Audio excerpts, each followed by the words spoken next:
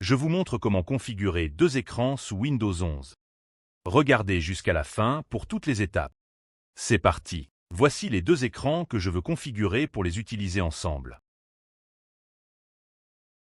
Je vais vous montrer mon ordinateur. Voici l'arrière de mon PC. Sur un portable, c'est un peu plus simple. Je vais expliquer les 2 cas, mais d'abord le PC fixe. Tout dépend d'abord de votre carte graphique. Elle se trouve en bas de votre système. Dans mon PC, la voici. J'utilise une carte graphique. Elle fournit des sorties dédiées, mais vous utilisez peut-être la carte mère. Surtout, ne les mélangez jamais.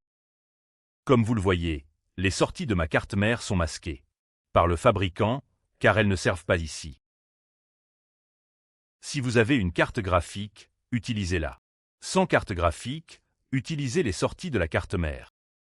Carte graphique, si vous en avez une. Sinon, la carte mère convient. Identifiez maintenant les sorties de votre PC.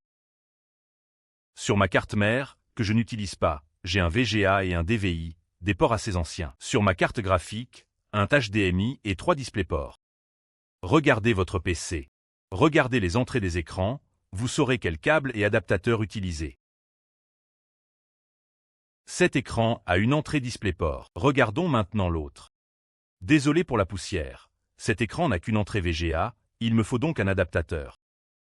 Nous revoici derrière mon PC. Comme vous le voyez, 3 DisplayPort et un HDMI.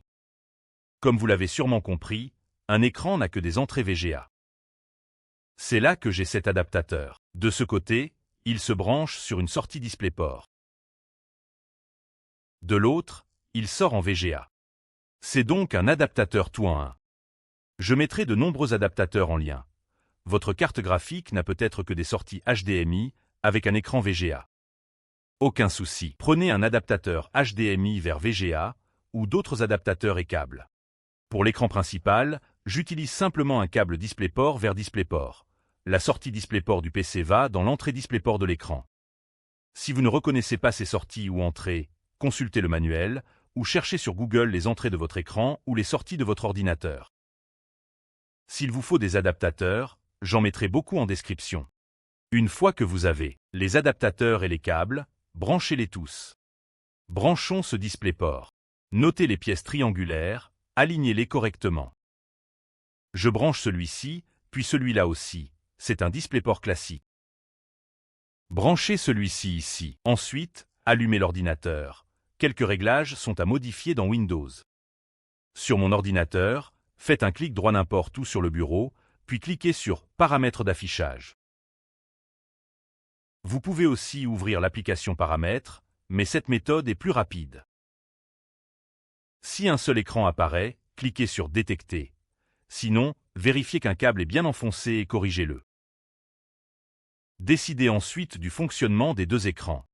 Les miens sont en mode « Étendre ces affichages », mais vous pouvez les dupliquer, par exemple avec un projecteur, ou n'afficher que sur un ou sur 2. Faites défiler vers le bas et choisissez l'écran principal. C'est là qu'apparaîtront les icônes de vos applications.